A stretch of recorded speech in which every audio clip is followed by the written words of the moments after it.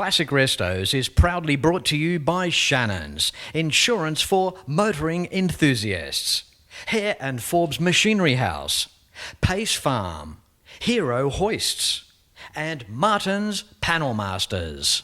I'm in the lovely Victorian town of Monbulk, once home of the famous jam. But today, it ain't strawberry jam, it's going to be a classic traffic jam, filling the container of the main street and overflowing on this week's Classic Restos.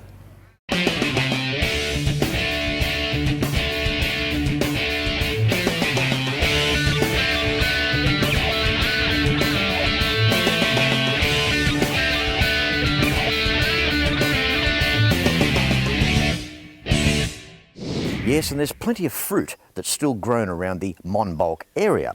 But the old original jam factory behind me has now been replaced by a recycled plastics company. So instead of being able to buy some nice jam, I've got to buy a bloody plastic pot to take home.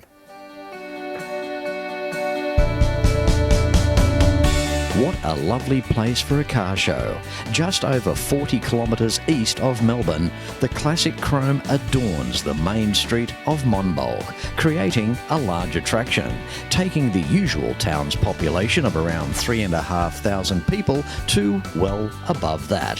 The Monbulk Car Show is an annual event held in the heart of the beautiful Dandenong Ranges, home of the Tesla's Tulip Farm and other gorgeous backdrops. The main street is closed to traffic and comes alive with the sweet sounds of combining all marques of classic vehicles built in Australia or from anywhere in the world. The exclusive Monbulk Car Show Trade Alley always provides a selection of automotive-related products and well worth a look.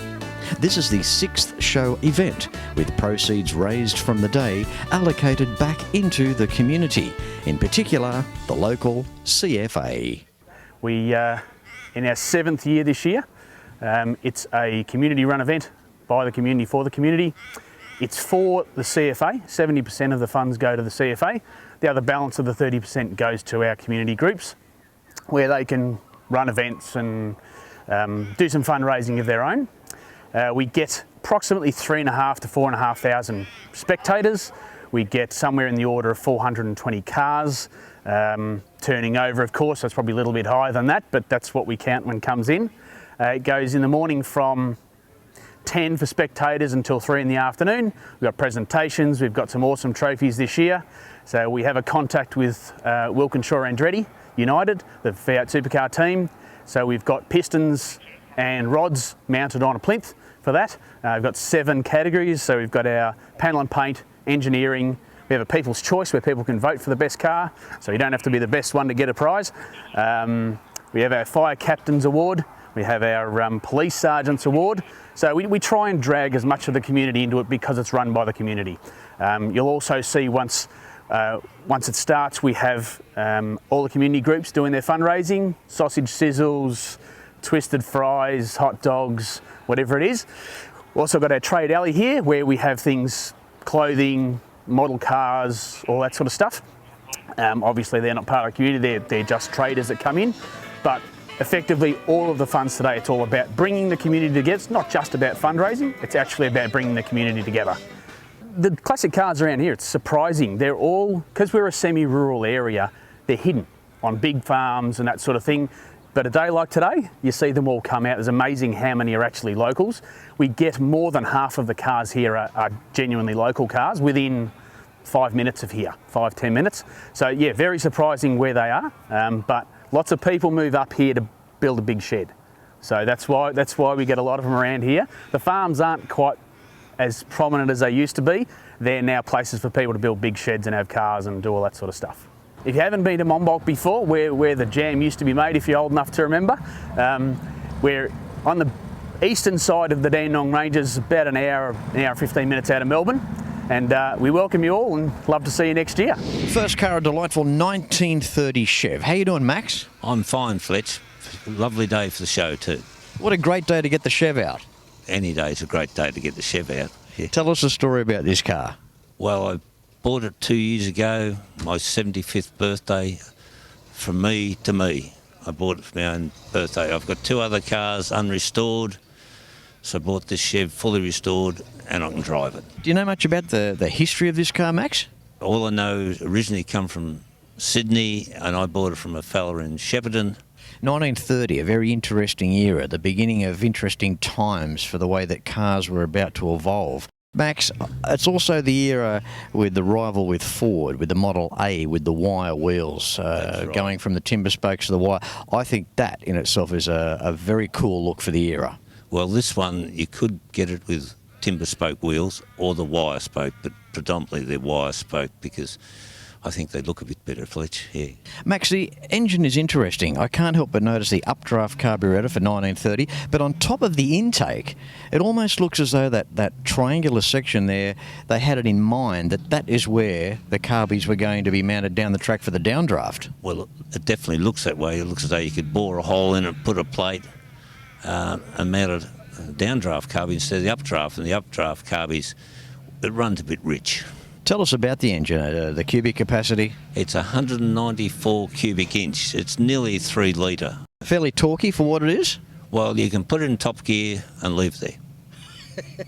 Going up hills or whatever, it just seems to plod away. It's not fast. We were out to Warburton the other day and there's a big, long, steep hill, and I thought down the bottom, I opened it up to 80 kilometres an hour and I went over the top at 60. With all due respect to this type of vehicle too, it's all in the gearing. Yes. I don't know what sort of rear end this has got, but you could be running like 4.2s or 4.3s in the rear gear. Yes, it could be run that. But they couldn't go fast that day because they were dirt roads. Yeah, that's exactly what my grandfather said.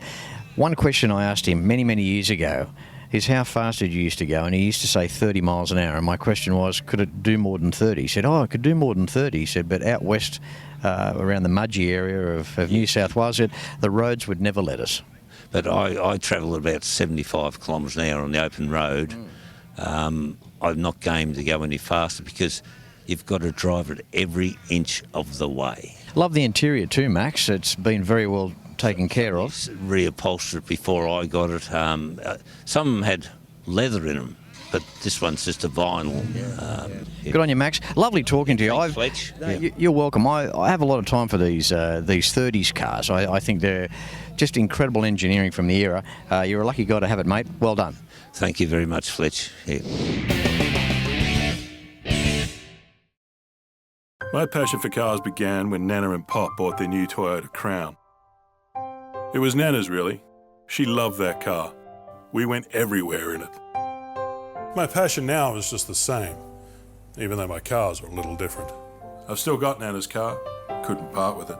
And I reckon if she was here today, she'd be insured with Shannons too. Call Shannons on 13 46 46. Shannons, insurance for motoring enthusiasts. In 2019, why not consider a Detroit tour with Fletch? Detroit, the automotive epicenter.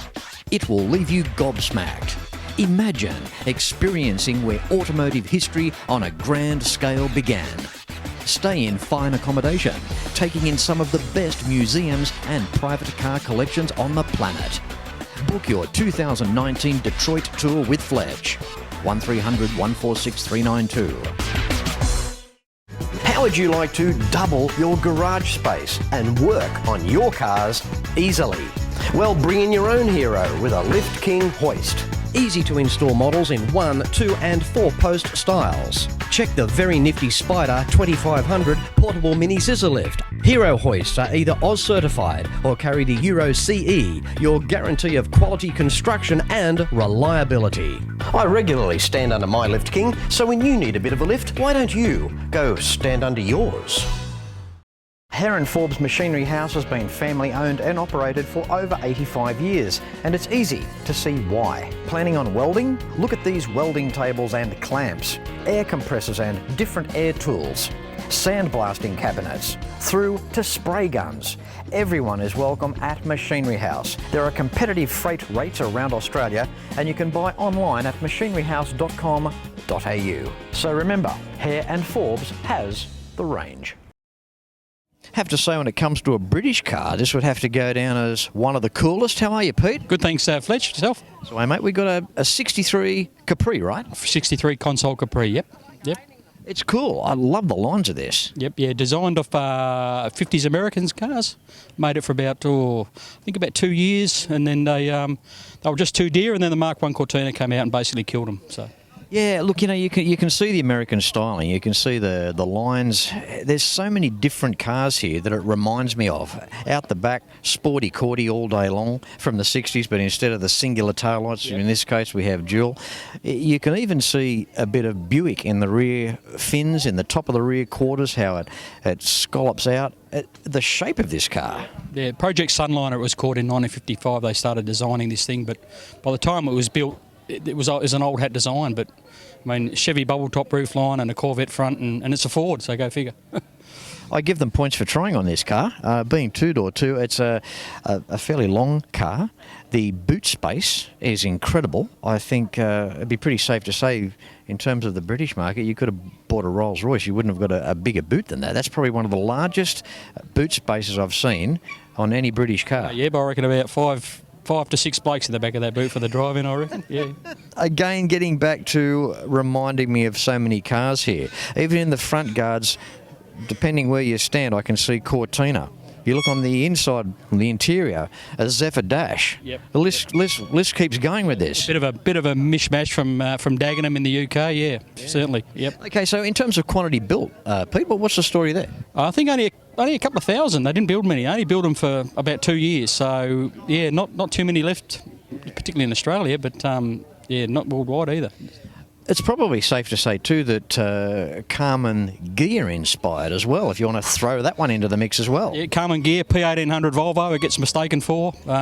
Everything, yeah. Yeah, I can definitely see the Volvo. Around the rear there, in the back, that curve of the chrome, that I've got to say that's a bit of nice die-cast work there too. Absolutely, yeah, but impossible to get parts for, so yeah. We'll keep this one, Pete. Don't go looking for parts, mate. No, she's not going anywhere, Fletch. And what's the story with the marble wheel? That's something from that's something out of the Thunderbirds. Yeah, that's the original wheel, just been pearled. A guy in Rayville does it and does a great job. It matches the car and yeah, beautiful. That's a perler. Yes. Okay, so story of the car, all right, we know it's had a restoration. What can you tell us about when it comes to the history of this? Yeah, this came in via New Zealand, and a guy called John Lyas in Perth actually did most of the restoration, and then another guy, Nigel, did the paint job, and that's who I ended up fortunate enough to get it off in the end. Yeah, so it came over from Perth, but Nigel did the paint and really finished it off and did a beautiful job. So. Now, being a British car, I know that we talk about cubic inches up the front's probably not going to be too big. What powers it? Well, these came out with a 1200 pre-cross flow, and then the later GTs went to a 1500 pre-cross flow. But this is running a twin cam Toyota 4A GE with twin Webers, so this thing gets up and goes okay. Well, Pete, good on you, mate. Well, look, thanks for turning up for Monbulk 2018. Of course, this show here in the main street, they close it off, proceeds off to the community and predominantly the CFA. Yep. Thanks for coming along, mate, and showing your support. Thanks, Fletch, and yeah, great show. Thank you. Appreciate it. Thanks, mate. As you know, Classic Restos is about showcasing classic cars. And there's one thing that I'm always very interested in, and that is finding their history, especially when it comes to survivor cars. And you're about to see one of those vehicles. Behind me is an AP5 Valiant, 1963. This car has been in the family since virtually 1963. I bought it from my grandparents. When I was 18, my grandparents actually bought it second hand. It was about a month and a half old, and they bought it from a family friend who passed away suddenly, and it's been the family ever since. As a young boy, I loved going for drives in this car with my grandfather, and when the opportunity came, they'd sort of given up driving, and I bought it from them for $1,000. And I drove it around for a few years, and then I started getting company cars, and then I've kept it in the garage ever since. It sort of was off the road for many years, and I come to 50 years of age, and my brother and mother said, "What do you want for your birthday?" And I said, "Oh, I wouldn't mind getting the Val back on the road." And they said, "Well, you get it back on the road and we'll pay for it." So here it is, and I forgot how much I love driving it, and I'm in the Chrysler Restorers Club, and I go to quite a few of the meetings, a few of the car shows, and I just love it. I was very close to my grandparents, and when I got ownership of the car for $1,000, I never thrashed the car because I always respected my grandparents. So I just cruised around the neighbourhood in it, and I never abused the car because it would be a bad reflection on myself to them. Because my grandparents or my grandfather, he looked after the car. It was always garaged, polished, and so that's and I've kept it the way it is. I've done nothing to the car. I've kept it as the way it is. Everything's original. The interior is still the same. The patina of the car, the inside of it. No one's ever smoked in that car, so it still smells exactly like a Valiant, and still drives nicely on the road. And yeah, it's just, I'll never sell it. I'll pass it on to my kids. I'm just a sort of custodian of the car, and I'll pass it on. The story of the car, that's why I've got a little bit of a quick story about it with a photo of myself when I was 4 years of age standing next to the car. I know every little dent and every little scratch on this car, but I love going to the car shows. I'd never been to car shows up until maybe 5 years ago when I got the car fully back on the road again.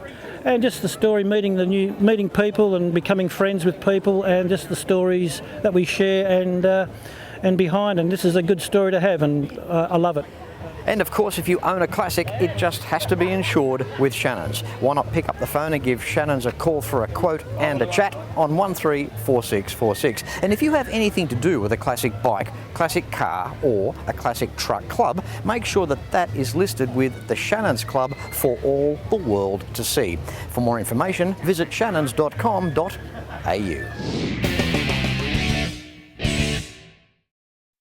Every weekend around Australia, motoring enthusiasts get together to share their passion for cars and bikes.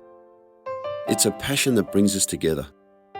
All sorts of people, all sorts of cars and bikes. From the classics of today to the classics of tomorrow.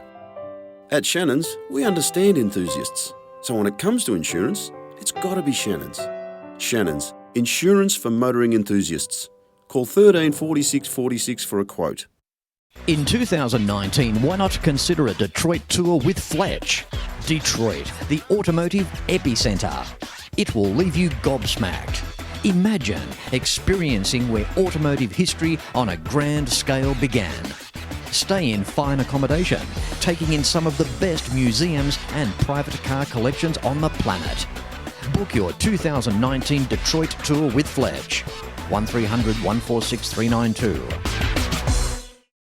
If you have a restoration project, Hare and Forbes has the tools that you need. Shrinker stretchers, dollies, mallets, bead rollers, profile gauges, professional panel restoration kits, and so much more. Now I warn you, enter at your own risk because you will end up buying something. So come along to your Cap City store or browse and buy online at machineryhouse.com.au because Hare and Forbes has the range. Martin's Panel Masters has 3 modern accident repair centres. They service Melbourne's inner, outer east and the fast-growing southeast corridor. Your vehicle will receive the best from state-of-the-art repair equipment finished beautifully from computer-based paint mixing systems, finished in Australian compliant spray booths. Martin's Panel Masters, located at Ferntree Gully and Berwick, also Box Hill Panels. Time now for a car on today's show that I believe Australians either love to love or love to hate. How are you, Rob? Very well, thank you, Fletch. That is good. Now tell us, let's put this myth to bed, or the urban myth, whatever you want to call it, about the Leyland P76. Now, an unbiased opinion, Rob, you've got to be honest. Are they a good car or are they not? They are an excellent car, but unfortunately, back in the day, they were put together with some quality issues, which earned them the reputation at the time of not being a good car at all. But these days, things they're looked at in a different light by most people. Please excuse my introduction, but the Leyland P76 has always been a talking point. It's always been something amongst enthusiasts where that's the honest truth. People, they hate them or they love them. And it's interesting to talk to an owner that has one. Now, tell me the benefits of the Leyland P76, because in their own right, they have some accolades. You guys that own them must own them for a reason. Tell us some of those good points. Well, the good points, Fletch, would be the 50-50 handling, the weight distribution, the fact that the cars came with disc brakes on the front. Even the base model had disc brakes in a time when the opposition had drum brakes. They had rack and pinion steering, McPherson strut front end, trailing arm rear end, full coil suspension. You could go on and on. The first car made in Australia to have the intrusion bars in the doors. So many things we take for granted now. The disappearing wipers too, for example. They're the ones that like to park and hide. That's right, under the bonnet. It's got a bonnet which hinges from the front. So very light car, 1,300 kilos dry, probably around 1,500 loaded.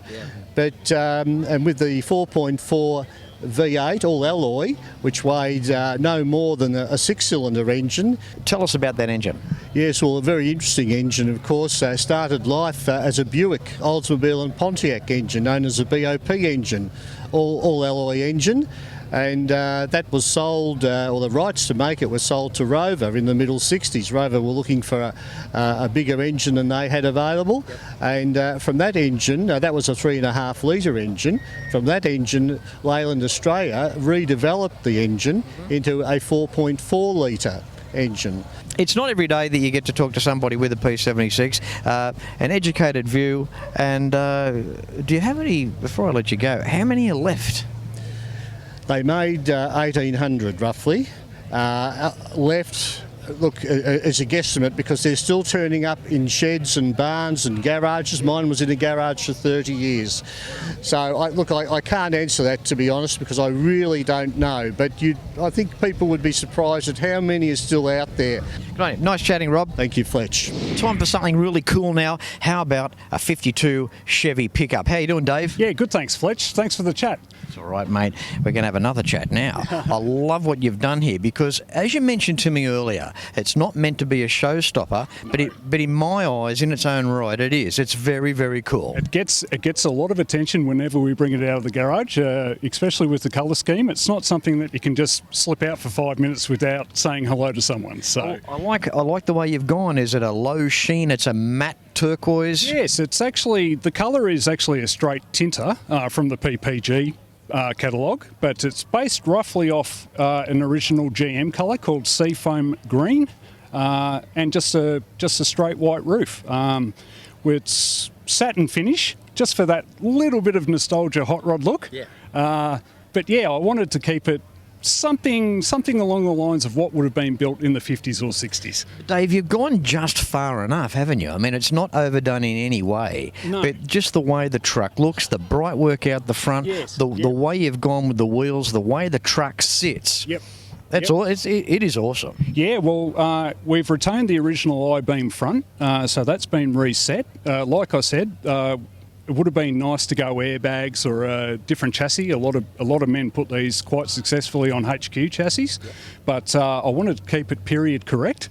So we've kept all the original springs, just reset. The rear chassis has been notched just to get it sitting back a little bit lower.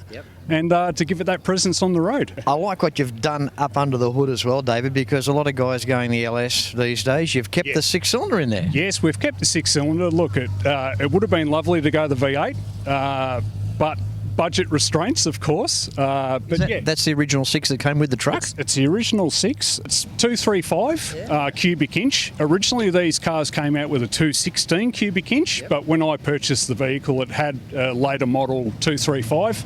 A bit easier to get parts for as well. Dave, interior. Love what you've done with the dash. Bit of gunmetal going on there. Luckily, I bought the car originally with that interior. That's one thing we haven't changed, apart from putting some additional gauges in. But the original colour for 52, due to some research I've done, was that champagne bronze. So champagne bronze. Yeah, so you have to forgive me, mate. Talking about basic gunmetal. So I presume that is based on what the car would have originally been. All right, now before I let you go, Dave, got to make comment about the timber work in back there. That's a beautiful job too. Yes, well that's actually reproduction. You can buy all that sort of stuff online. Believe it or not, every panel for this particular model is available reproduction from the States, which makes people's lives a hell of a lot easier. I presume that timber floor was removed when the car was imported, and it would have been fitted at a later date. Dave, it's been a pleasure talking to you, mate. You're an absolute gentleman. Thank you again, Fletch. All the best in the future, mate. And welcome. thanks for speaking to us. You're welcome. Yeah. Thanks, mate. Good on you. Thank you. Well, how cool was that? Country town here in Victoria, Monbulk, putting on such a fantastic classic car show for 2018. Why not check your diaries and social media pages to see if you can make it here for next year's event in 2019. As I say at the end of every episode of Classic Restos, no matter where you're watching the show from, until next week, please ride and drive safe. I'm Fletch, and I thank you very much for watching.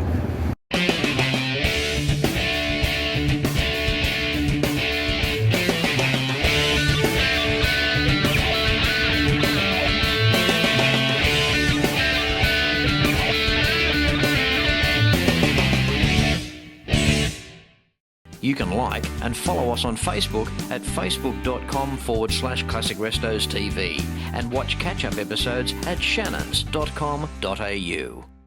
Classic Restos is proudly brought to you by Shannons, insurance for motoring enthusiasts.